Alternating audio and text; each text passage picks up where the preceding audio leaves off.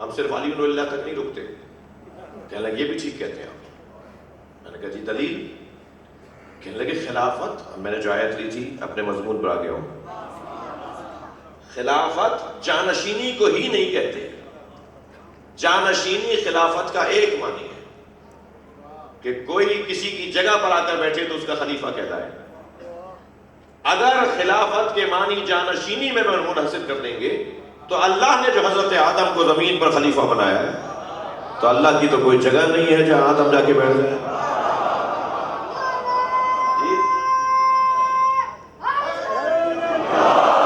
اللہ کہہ رہے ہیں انی جاعل فی الارض خلیفہ، میں زمین پہ خلیفہ بنا رہا ہوں. تو کیا معاذ اللہ زمین اللہ کی جگہ ہے جہاں حضرت آدم کو بھیجا؟ فلاں ممبر اللہ کی جگہ ہے جہاں حضرت آدم کو لے جا کے بٹھایا؟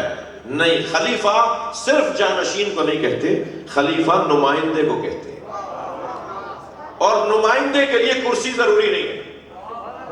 وہ ٹوٹے جھلنگے پہ بیٹھا ہو، پھٹے بوریے پہ بیٹھا ہو، جہاں بیٹھے گا وہاں صدارت ہوگی. وہ ایک محاورہ بھی کہتے ہیں نا کہ سید جہاں بیٹھے وہیں سراہنا ہے. صلوات پڑھیں ذرا محمد و آل محمد.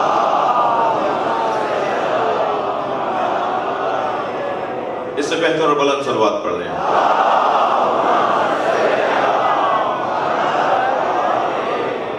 متوجہ ہو گئے اصلی مضمون کی طرف. تو خلافت بلا فصل باطنی مولا علی کے پاس. اور ایک سنی عالم دین ہندوستان کے تو بڑا حسین جملہ کہہ رہے تھے، کلپ بھی موجود ہے ان کا. وہ فرما رہے تھے کہ علی خلیفہ بلا فصل نبی ہیں اس لیے کہ اللہ تک پہنچنے کے لیے نبی کی ضرورت ہے اور نبی تک پہنچنے کے لیے علی کی. علی نبی تک پہنچائیں گے. آج بھی پوری دنیا میں کوئی اللہ کا ولی نہیں بن سکتا. ایسی بلا فصل خلافت ہے. آج بھی علی خلیفہ رسول ہے. آج بھی علی کی خلافت چل رہی ہے. علی کے بعد بھی کوئی نہیں ہے، علی علی ہے. نبی کے بعد علی بیٹا، نبی کے بعد علی آج تک ہے اور قیامت تک علی علی رہیں گے. اس لیے کہ دنیا کا کوئی ولی نہیں ہے کہ جو جب تک علی کی جوتیاں سیدھی نہ کرے اسے ولایت مل جائے. مولا علی سے خود کو جوڑنا ہوگا تب جا کے اسے ولایت ملتی ہے. ایسا ہی ہے.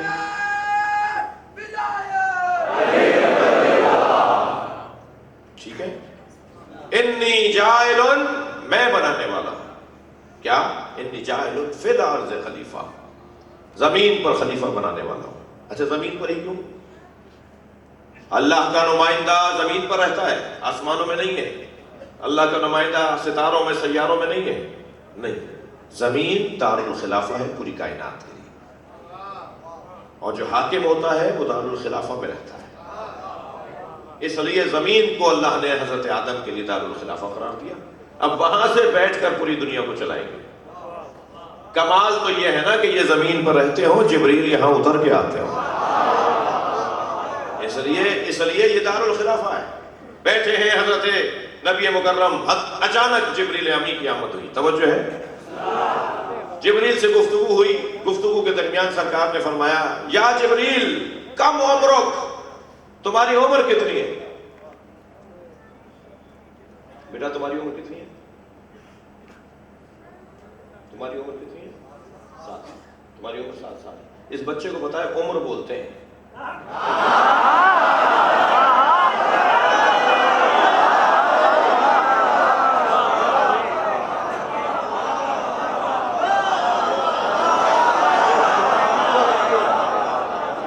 اس چھوٹے سے بچے کو بتایا عمر بولتے ہیں. آپ پڑھ لیجئے پھر مجلس. صلوات پڑھیں ذرا محمد و آل. اس سے بہتر اور بلند صلوات پڑھیں.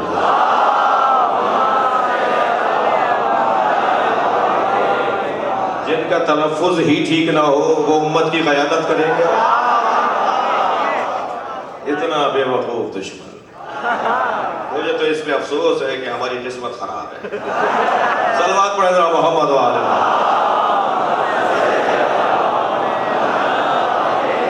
اور بہتر صلوات ربی اور آل نبی.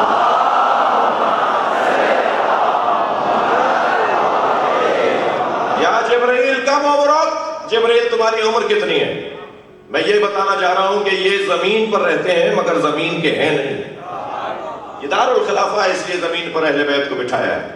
یہ دار الخلافہ اس لیے نبی کو سرکار کو یہاں بھیجا ہے. یاد رہے ان کا معراج پہ جانا کمال ہے مگر اس سے بڑا کمال ان کا زمین پہ رہنا ہے. اس لیے کہ جہاں جا رہے ہیں وہ تو ان کی اپنی جگہ ہے. ہنر یہ ہے کہ وہ یہاں رہیں. ہے جبریل کم عمرک تمہاری عمر کتنی ہے؟ کہا یا رسول اللہ نجم یطلع من السماء، ایک ستارہ طلوع کرتا ہے 7,000 سنہ بعد سلف 7,000 سنہ 70,000 سال کے بعد، اور میں نے اسے 70,000 دفعہ دیکھا ہے. جبریل اپنی عمر بتا رہے ہیں. پوچھا سرکار میں تمہاری عمر کتنی ہے؟ فرمایا 70,000 سال بعد ایک ستارہ نکلتا ہے. صحیح معاف کریے، 70,000 سال بعد ایک ستارہ نکلتا ہے جو 70,000 دفعہ میں نے دیکھا ہے. جبریل نے عمر بتا دی نا. سرکار نے فرمایا آج دیکھو گے تو پہچان جاؤ گے. یا رسول اللہ میں نے اسے 70,000 دفعہ دیکھا ہے. ابھی سرکار نے اقرار لے لیا کہ تم پہچان جاؤ گے. اسی اسنا میں مولا علی آئے. بھئی ایسے نہیں، تھوڑا گردن ہلا دیجئے. فضائل پڑھ رہا ہوں، فضائل میں تو خوشی ہونی چاہیے. تو جیسے ہی مولا علی تشریف لائے میرے مولا نبی نے آواز دی خذ الامامۃ عن جبہتک یا علی. یا علی اپنا امامہ اپنی پیشانی سے اوپر کرو. علی نے پیشانی سے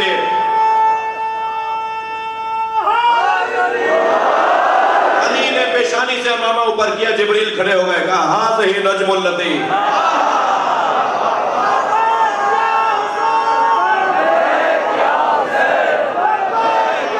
بلندر صلوات محمد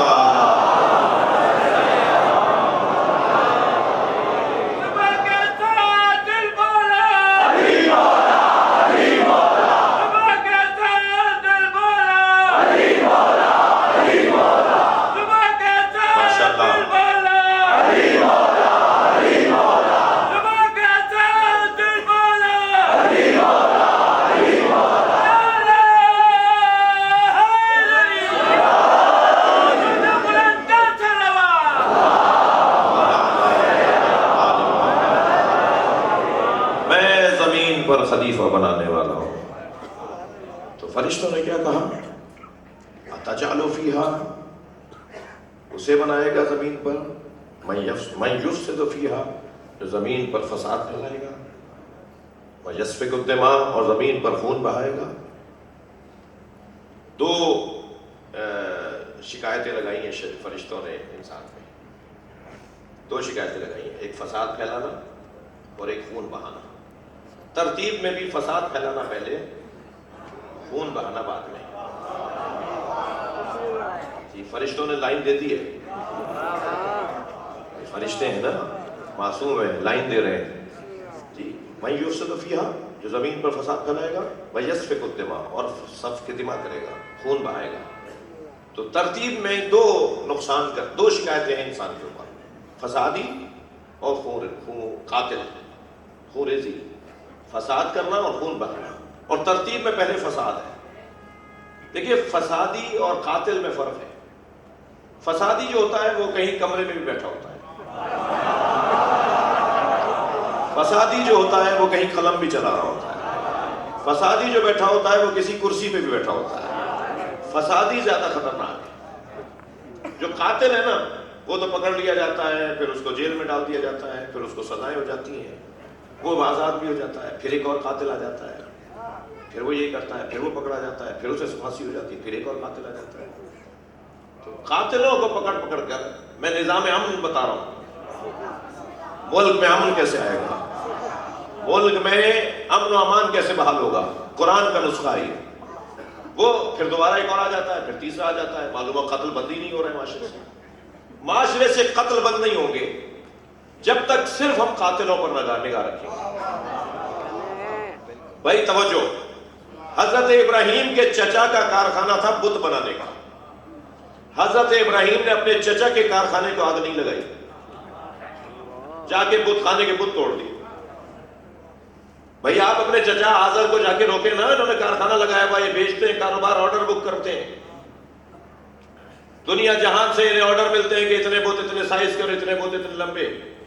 ہمیں بنا کے بھیج دیجیے. اور یہ کارخانے میں بت بنا بنا کر بیچتے ہیں. اپنے چچا کا کارخانہ بند نہیں کروایا, جا کے بت خانے کے بت توڑ دیے. کسی کی آنکھ پھوڑی, کسی کی ناک کاٹی, کسی کا کان کاٹا, کسی کا گھٹنا کاٹا, کسی کا پیٹ پھوڑا, اور ایک بڑے بت کے گلے میں کلاڑی لٹکا دی. جی اچھا, ایک کو اس لیے چھوڑا کہ یہ ایک ہے جو انہیں ایک تک لے جائے گا.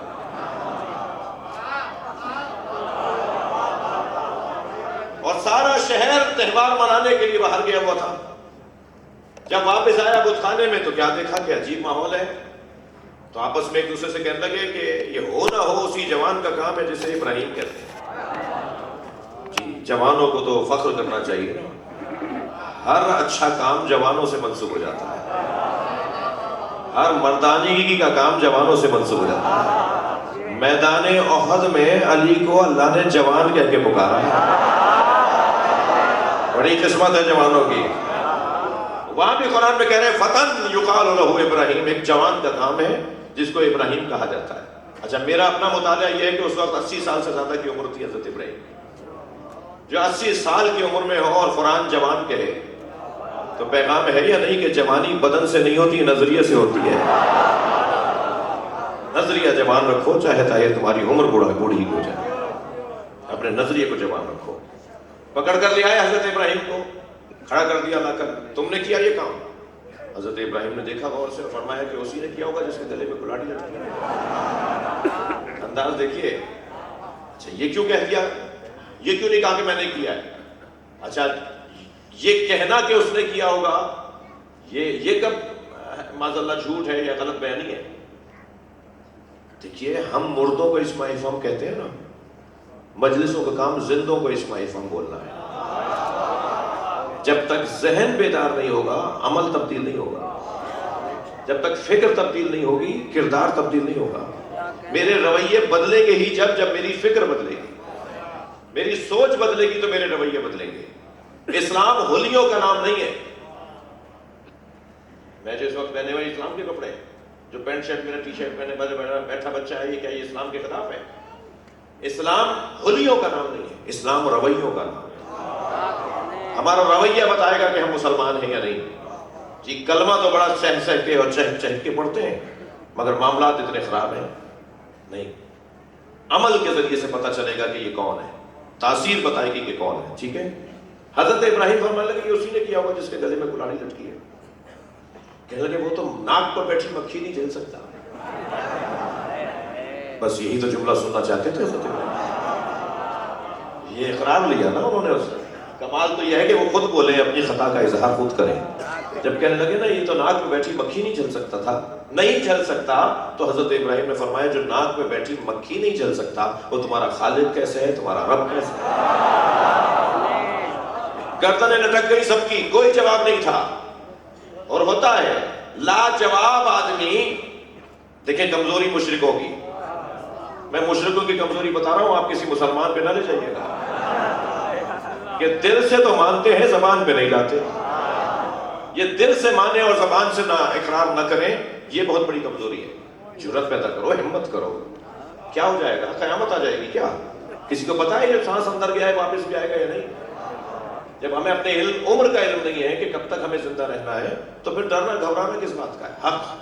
اور قرآن کی ایک ایسی عجیب آیت ہے جس میں اللہ ارشاد فرمایا کہ جو کتمان حق کرتے ہیں اور حق کو چھپاتے ہیں, پتہ ہے کہ کیا حق ہے, اور اس کے بعد بھی حق کو چھپا دیتے ہیں, ان کے لیے قرآن کہتا ہے اولئک یلعنہم اللہ, یہ وہ ہیں جن پہ اللہ لعنت کرتا ہے. وَیَلْعَنْهُمُ اللَّاعِنُونَ, اور لعنت کرنے والے لعنت کرتے ہیں. ان پہ لعنت ہو جاتی ہے کہ جو حق کو چھپاتے ہو. جیسے ہی حضرت ابراہیم نے کہا نا, سب کی گردنیں تو جھک گئی مگر کوئی اقرار کرنے کے لیے تیار نہیں. لے گئے حضرت ابراہیم کو قاضی کے پاس. قاضی نے کہا جی تم نے ہمارے اللہ کی توہین کی ہے اور اللہ کی توہین کرنے والے کی سزا آ گئے. تو ہم بھی تو یہی کہہ رہے ہیں, مشرکو اپنے ہی بنائے ہوئے قاعدے پہ باقی رہنا, کہ جب جہنم میں ڈالا جائے تو یہ نہ کہنا یہ تم نے ہی فیصلہ کیا ہے, اللہ کو نہ ماننے والے کی سزا جہنم ہے, آگ میں ڈالے جاؤ گے. مگر حضرت ابراہیم نے اس آگ کو قبول کر لیا, نظریے سے ہاتھ نہیں اٹھایا. جی کیوں نہیں حضرت ابراہیم نے اپنے چچا کا کارخانہ بند کروایا؟ اس لیے کہ اگر حضرت ابراہیم اپنے چچا آزر کا کارخانہ بند کروا دیتے تو معاشرے میں تو ڈیمانڈ باقی رہتی. وہ کارخانہ بند ہوتا تو دوسرا کھل جاتا, وہ بند ہوتا تو تیسرا کھل جاتا. مارکیٹ کی ضرورت تو باقی تھی, دکانوں پر خریدار تو آ رہے تھے. کارخانے چلتے ہی تب ہے کہ جب مارکیٹ میں ان کی طلب ہو رہی ہو. تم ذہن بدل دو, ذائقے بدل دو, طلب بدل دو, کارخانے خود بند ہو جائیں گے. تم قاتلوں کو لے جا کے نہ مارو, فسادیوں کو ڈھونڈو جو بند کمروں میں بیٹھے ہیں. صلوات پڑھیں محمد و آل محمد.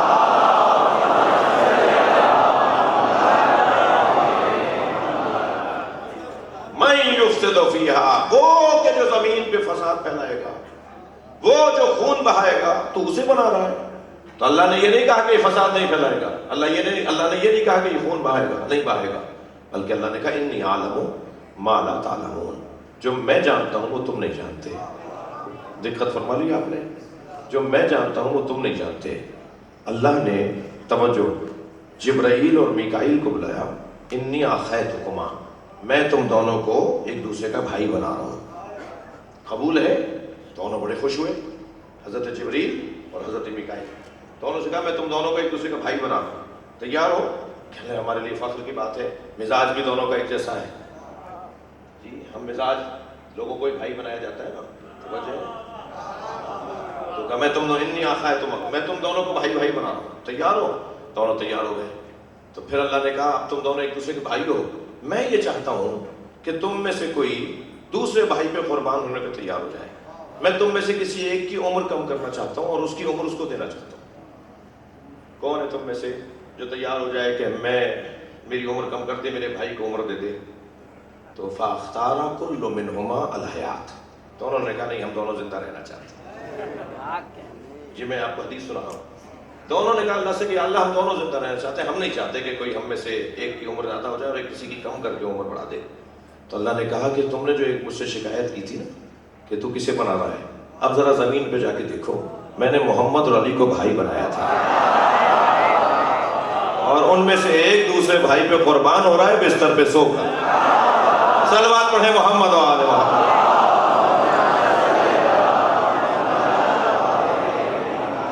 تو میں نے ان کی وجہ سے یہ کائنات بنائی تھی. یہ مطلوب اور مقصود کائنات ہے, یہ مطلوب و مقصود کائنات ہے. باقی سب ان کے طفیل میں کھائیں گے.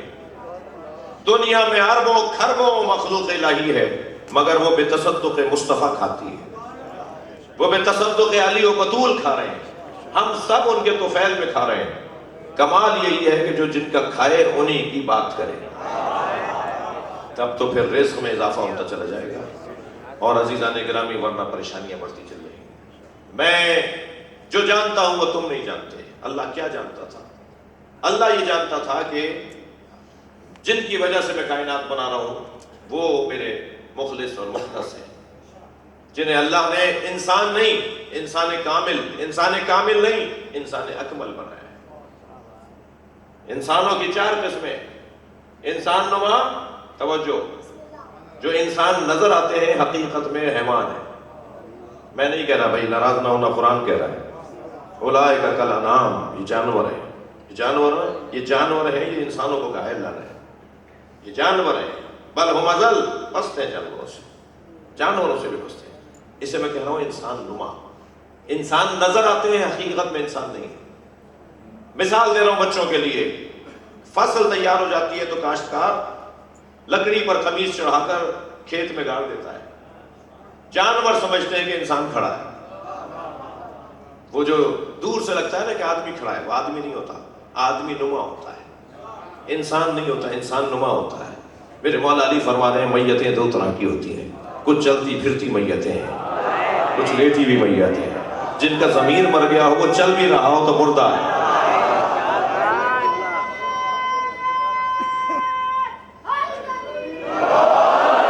جو چلتے پھرتے نظر آئے مگر ضمیر مردہ ہو, احساس مر گیا ہو, وہ لوگ مولا علی کی اصطلاح میں زندہ نہیں ہیں, مردہ ہیں.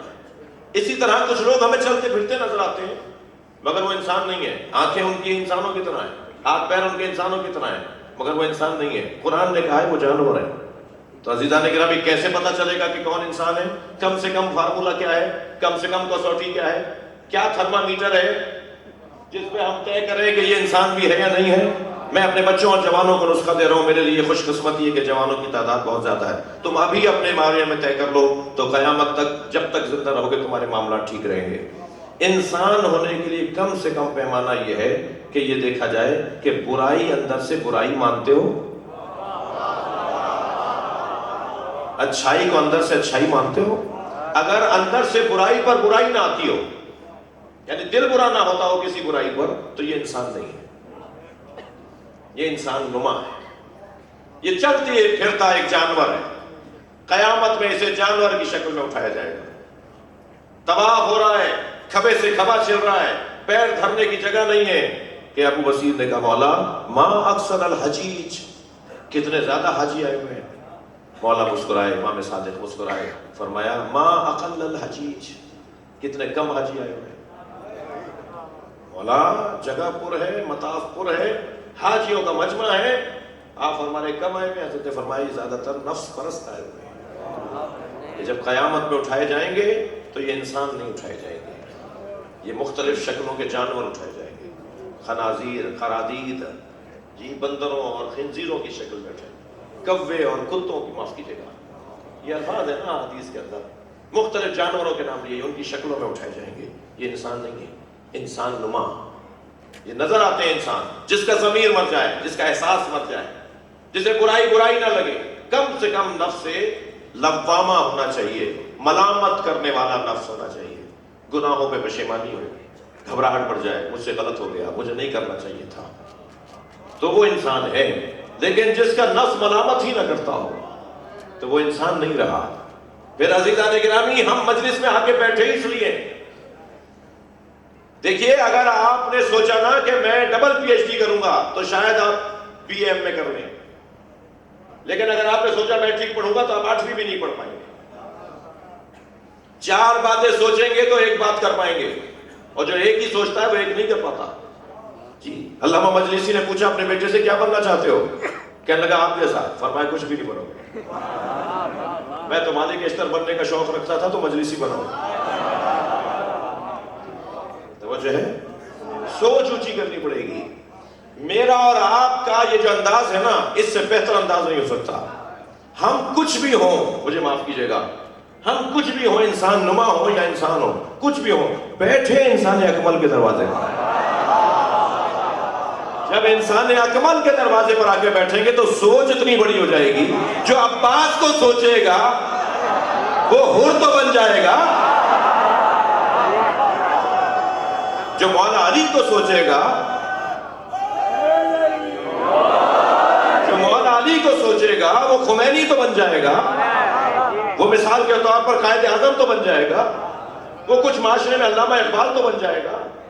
جو اتنا اونچا سوچ رکھے گا وہ کچھ بنے گا. اس لیے اس دروازے پر میرے بچوں بیٹھے رہنا، دھکا لگے، کھوا چھلے، پیر کا انگوٹھا اتر جائے، جوتیاں گم ہو جائیں، تبرک نہ مل پائے، یہ ساری باتیں اگر تکلیف کی ہوں تو اسے سن لینا، مگر اتنا سکون سے یہاں سے جانا کہ میں 2 گھنٹے مجلس میں بیٹھا، 2 گھنٹے تک میں مدینے میں نبی کی خدمت میں تھا.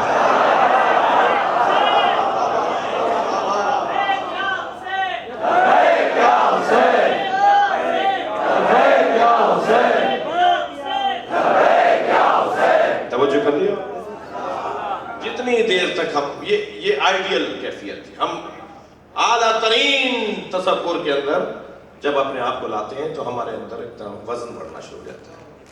اور پھر ایک انسان نما کے بعد ایک انسان ہے. انسان کون ہے؟ جس کا نفس لوامہ ہو، جو ملامت کرنے والا، جس کا نفس گناہ کرنے پر نادم ہوتا ہو، غلط کام کرنے پر پشیمان ہوتا ہو، اس کو ٹھیک کرنے کی کوشش کرتا ہو، یا اللہ کی بارگاہ میں ٹھیک کرے یا جس کا حق کھایا ہے اس کے پاس جا کے ٹھیک کرے. پھر یہ انسان کے بعد انسانی کامل ہے جو اللہ کے ولی ہے. شہباز قلندر رحمۃ اللہ علیہ، شاہ عبداللطیف بھٹائی رحمۃ اللہ علیہ، شہدائے کربلا، اصحاب نبی اور اصحاب اہل بیت، یہ انسان کامل ہے. مالک اشتر جیسے لوگ، یہ انسان کامل ہے. مگر ایک اور درجہ بھی ہے انسانیت کا، وہ ہے انسان اکمل، جو علی ہیں، نبی ہیں، حسن ہیں، حسین ہیں. یہ انسان اکمل ہے، ان سے اونچا انسان ہی نہیں ہوتا. بلکہ میں اگر یوں کہہ دوں کہ انسان اکمل علی ہے، انسان کامل مالک اشتر ہے. یہ کہ جو معاشرے کے سکون، جو نفس مطمئنہ کے دروازے پر ہو، توجہ، جو متشابہات میں سے نہ ہو، روزانہ در نہ بدلتے ہو، سوکھے پتوں کی طرح نہ ہو، ہوا کے دوش پہ نہ رہتے ہو، روزانہ رنگ نہ بدلتے ہو، روزانہ عقیدہ نہ بدلتے ہو، روزانہ مرید ایسے ہو کہ مرشد نہ بدلتے ہو. بھائی میں اور آپ جن کے دروازے پر بیٹھے ہیں وہ زمانے کو موڑ کر نہیں دیکھتے، موڑ کے دیکھتے ہیں. حالات کا رونا علی والوں کا کام نہیں ہے، حالات کو اپنے حق میں تبدیل کرنا حیدریوں کا کام ہے. ہم زمانے کے ساتھ چلیں گے مگر زمانے کو اپنے ساتھ چلائیں گے. حالات سے متاثر وقت گزر جاتا ہے. ویسے سوشل میڈیا کا تو عمر ہی 7 دن کی ہے. یہ سوشل میڈیا پہ چلتے ہیں نا ایشوز، یہ 7 دن سے زیادہ کے نہیں ہے. ان کی وجہ سے نظریہ نہیں بدلنا.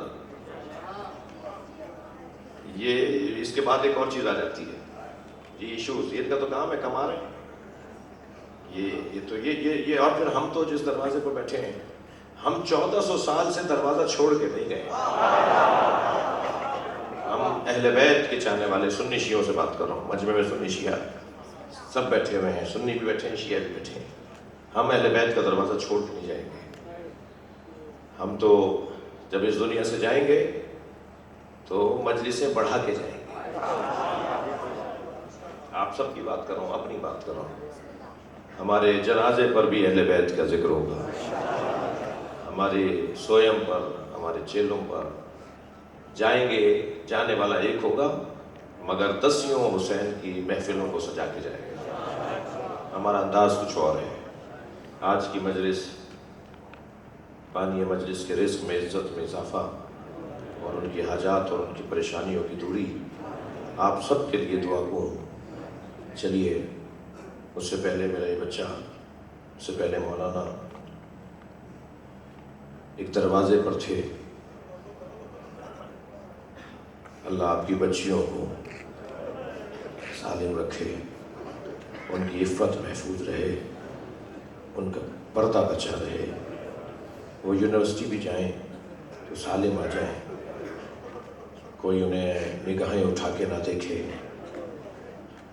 کوئی ان کی آبرو پر حرف نہ لائے. اللہ ساری بچیوں کو محفوظ رکھے. چلیے ایک بچی پر غور کریں جو حسین کے گلے کا تعویذ، جو حسین کے سینے کی راحت. فرماتے ہیں مجھے وہ گھر اچھے لگتے ہیں جن گھروں میں سکینہ اور رباب نامی عورتیں ہیں. مجھے وہ گھر اچھے لگتے ہیں جن گھروں میں رباب اور سکینہ نامی عورتیں ہیں. سلام ہو اس ماں پر جس نے اپنے بچے کا کٹا ہوا سر واپس میدان کربلا میں پھینکتے ہوئے کہا کہ میں نے محب قلبی کو حسین پہ قربان کر دیا، اس کے سر کا میں کیا کروں گی. سلام ہو اس ماں پر جس نے اپنے دونوں لال قربان کیے مگر کبھی اون و محمد پہ روئی نہیں. جب کبھی بچوں کے سر نظر آتے تھے تو چہرہ موڑ لیتی تھی کہ کہیں آنکھوں میں آنسو نہ آ جائیں. مگر رونے والوں، کیا اس سینے میں ماں کا کلیجہ نہیں تھا؟ تو یہ ماں کیوں نہیں روتی تھی اپنے بچوں پر؟ شاید وجہ یہی تھی کہ اگر زینب روئیں گی تو ام لیلہ کے لیے کون ڈھارس بنے گا، ام فروہ کے لیے کون سہارا بنے گا. مگر ماں کا کلیجہ تھا. جب مدینے پہنچی اور اپنے گھر گئی نا، 2 بستر بچھے ہوئے دیکھے، دونوں بستر خالی تھے. اجرکم اللہ، اجرکم اللہ. تو بلند آواز سے، آپ کی آوازیں بلند ہو رہی ہیں، بلند آواز سے بی بی صحن میں بیٹھ کے رونے لگے. جناب عبداللہ قریب آ کر کھڑے ہوئے اور کہنے لگے بی بی شاید تم غلطی سے کسی اور کے گھر آ گئی ہو، یہ تو زینب کا گھر ہے. فرمایا عبداللہ حق ہے کہ شوہر بیوی کو نہ پہچانے، اس لیے کہ جب میں گئی تھی تو میرا گھر بھرا ہوا تھا، جب واپس آئی ہوں تو میرا سب کچھ لٹ چکا ہے۔ عبداللہ جب بچوں کے لاشیں آئے تو اون میں دم تھا، اون و محمد کے لاشیں جب آئے تو اون میں دم تھا، ننھے ننھے ہاتھوں کو جوڑ کر تمہیں سلام کہا اور کہا اماں جب مدینے واپس آئیے گا تو بابا کو سلام کہیے گا اور کہہ دیجیے گا دونوں بچوں نے وفاداری کا حق ادا کیا۔ اجرکم اللہ۔ کربلا میں یہ ماں بھی ہے، کربلا میں ایک ماں اور بھی ہے جس نے اپنے خوبرو جوان، شبیہ مصطفیٰ جوان، راحت دل حسین علی اکبر کو قربان کر۔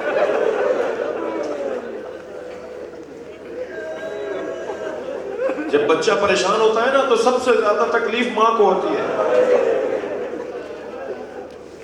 بعض اوقات تو ماں باپ تک خبر جانے بھی نہیں دیتی اور بچوں کی پریشانیوں کو ختم کر دیتی ہے۔ جب جناب علی اکبر دوبارہ آئے نا اور آ کر امام حسین سے پانی مانگا ہے، رو رہے ہیں نا، جوان رو رہے ہیں نا، علی اکبر پہ جوان رو رہے ہیں نا، یہ وہی علی اکبر ہے نا کہ جو 3 سال کے تھے اور انگوروں کا موسم نہیں تھا، امام حسین مسجد میں بیٹھے تھے، برابر میں آ کے بیٹھ گئے، بابا مجھے انگور کھانے۔ حسین نے یہ نہیں کہا کہ انگوروں کا موسم نہیں ہے، حسین مولا نے ستون مسجد پر ہاتھ مارا، معجزے سے انگوروں کا خوشہ گرا اور حضرت علی اکبر کو بڑھاتے ہوئے دیا اور کہا علی اکبر تم اپنے بابا سے کچھ مانگو اور تمہارا بابا نہ دے۔ میں رونے والوں سے سوال کروں جو 3 سالہ علی اکبر کی خواہش معجزے سے پوری کرے، وہ کربلا میں جب علی اکبر پانی مانگ رہا تھا، حسین نے معجزہ نہیں دکھایا اس لیے کہ امتحان کی جگہ ہے، اور جب کہا نا بابا اگر چند گھونٹ پانی کے مل جاتے تو میں بتاتا کہ کس کا پوتا ہوں، میں دشمن کو بتاتا کہ اس عباس نے میری تربیت کی ہے۔ جب بابا سے بیٹا پانی مانگ رہا تھا تو ماں خیمے کے دروازے پہ کھڑی سن رہی تھی۔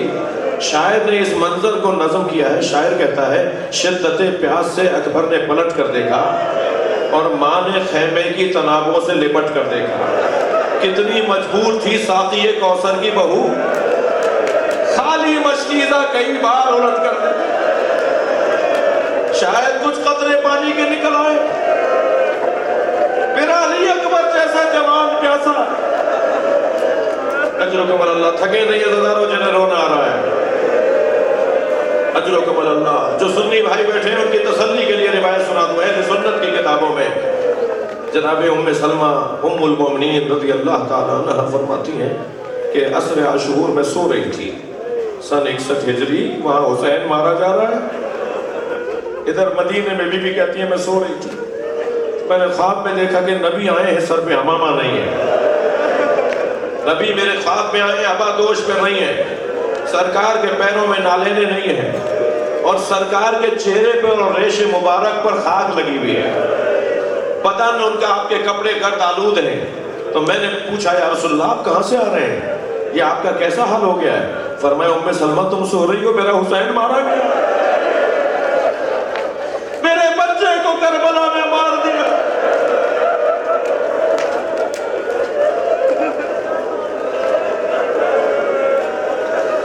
آوازوں کو آزاد کریں، جب آپ بلند آواز سے روتے ہیں امام جعفر صادق دعا دیتے ہیں، حاجتوں کے قبول ہونے کا بھی وقت ہوتا ہے، جو آپ کی حاجتیں ہیں مولا قبول فرمائے۔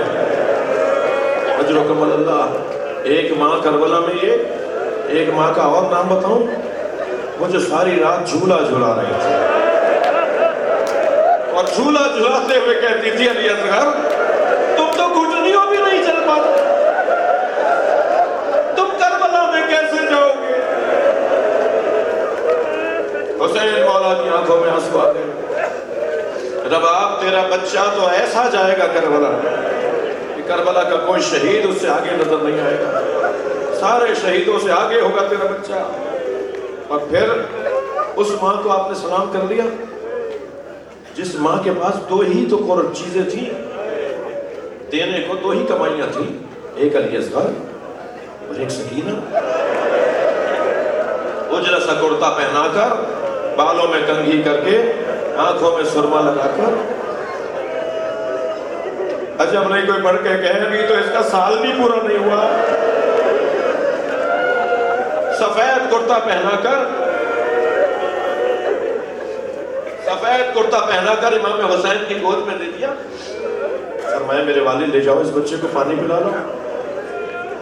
بچوں جوانوں تمہیں پتا ہے حضرت علی اصغر کو امام حسین کیوں لے گئے تھے؟ پانی پلانے لے گئے تھے. بچے کا کچھ دیر میں دم نکل جاتا.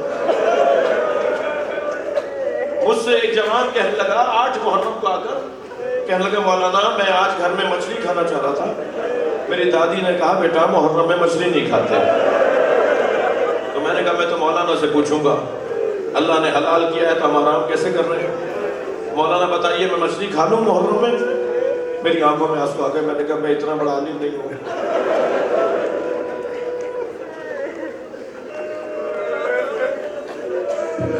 مجھے اس مسئلے کا جواب نہیں آتا.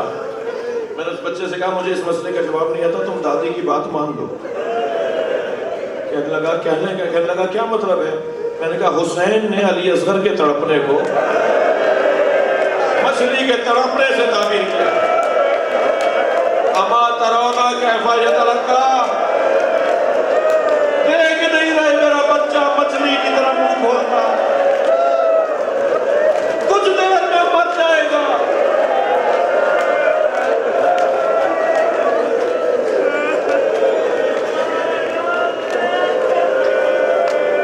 آپ رو رہے ہیں, سب کی آنکھوں میں آنسو ہیں. عزادارو جب جناب علی اصغر کو لے جا رہے تھے نا تو سکینہ بار بار کہے تھی مجھے بھی لے جائیے بابا میں بھی پیاسی ہوں. عجب نہیں حسین نے کہا پہلے علی اصغر کو پلا رہا ہوں پھر تمہیں پلا کے لے جاؤں گا پانی. جب آئے ہیں نا لے کر میرے مولا جناب علی اصغر کو, کچھ دیر پہلے بچہ جو تڑپ رہا تھا اب تیر کھا کے سو گیا. تیر کھا کے بچہ سو گیا. امام نے ابا کا دامن بچے کے لاشے پہ ڈالا. گرمی بڑی شدید تھی, تپش بہت زیادہ تھی دھوپ میں. حسین لے کر چلے آگے تو جیسے ہی آگے بڑھے تو خیال آیا ماں دیکھے گی تو مر جائے گی. پھر پیچھے ہٹے, پھر خیال آیا ماں نے پوچھا بچہ کہاں رہ گیا, تو میں کیا جواب دوں گا. ابھی اسی کیفیت میں حسین مولا کبھی آگے جاتے تھے کبھی پیچھے. خیمے سے پردہ ہٹا, سکینہ نے دور سے دیکھا کہ بابا کی گود میں علی اصغر ہے مگر سو رہا ہے. تو بچہ تو جب ہی سوئے گا جب پانی پی لے گا. تو وہیں سے آواز دے کر کہا بابا مجھے بھی اب لے جائیے. حسین کیا بتائیں کیسا پانی پیا. جب سکینہ کی آواز بلند ہوئی تو ماں دوڑتی ہوئی خیمے کے دروازے پر آ گئی. جناب رباب آگے بڑھنے لگی, حسین پیچھے ہٹنے لگے. امام نے فرمایا رباب بتاؤ میں کون ہوں, خود اپنی زوجہ سے پوچھنے میں کون ہوں. جناب رباب نے فرمایا آپ میری امام ہیں, آپ حجت خدا ہیں, آپ میرے والی ہیں. جب امام نے یہ سن لیا نا ابا کا دامن ہٹا دیا. خون میں لت پت بچہ ماں نے دیکھا, ننھے ننھے لبوں پہ لب رکھ دیے. بہت گریہ ہو گیا. مجلس میرے حصے کی مکمل ہو گئی مگر میرا دل کر رہا ہے کچھ دیر شام چلیے. اس بیوی کی ایک اور کمائی زندان شام میں سو رہی ہے. اللہ آپ کو جناب سکینہ کی خبر پہ لے جائے. اس مجمع سے میں پوچھ سکتا ہوں کہ یہ بچی کیسے رحلت کر گئی. کچھ دیر سوچیں گے تو اندازہ ہو جائے گا اس بچی کا دل بند ہو گیا. کبھی تازیانے کھاتی ہے, کبھی تماچے, کبھی اس بچی کو دھکا لگتا ہے, کبھی اس بچی کی رسی کھینچی جاتی ہے.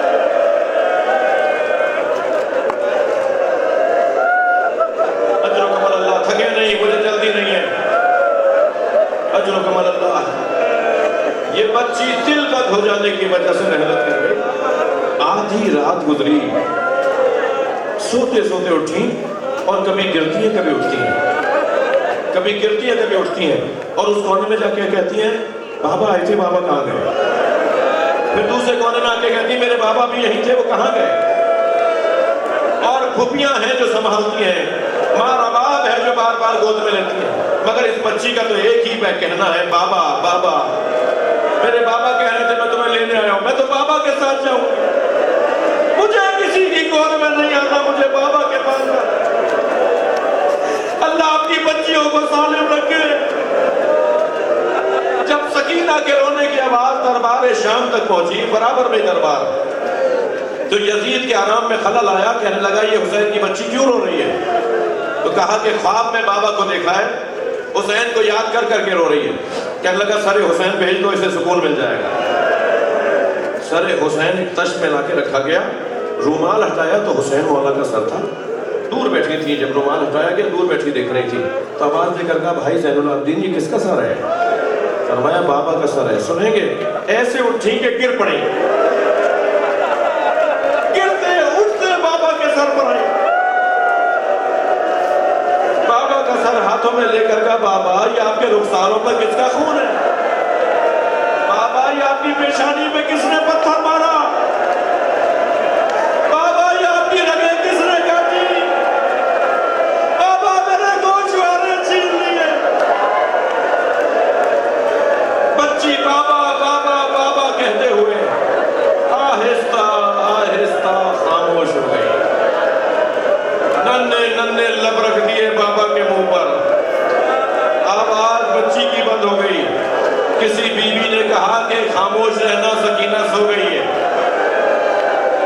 امام سجاد آگے بڑھے، سکینہ کو گود میں لے کر جناب زینب کو آواز دی اماں ہمارا باپ کو سنبھالو۔ آواز آئی انا للہ۔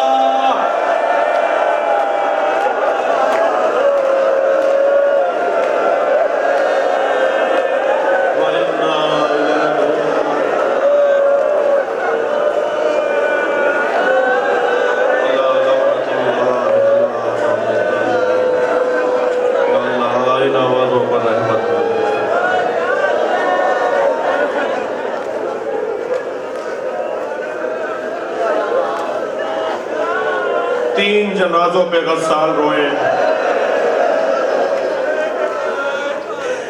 جناب زہرا کے جنازے پہ علی روئے، امام سجاد کے جنازے پر امام باقر روئے، غسال روئے ہیں، غسل دیتے ہوئے رو رہے ہیں۔ تیسرا جنازہ سنیں گے، جناب سکینہ کے جنازے میں غسالہ روئے، روتی ہوئی باہر آئی اور امام سجاد سے کہنے لگی آپ کی بہن کو کیا بیماری تھی؟ یہ بچی کس بیماری میں مری ہے؟ امام نے فرمایا میری بہن کو کوئی بیماری نہیں تھی۔ کہا میں نے کرتا علیحدہ کیا تو بدن پہ نیلے نشان، کہا یہ تازیانوں کے نشان۔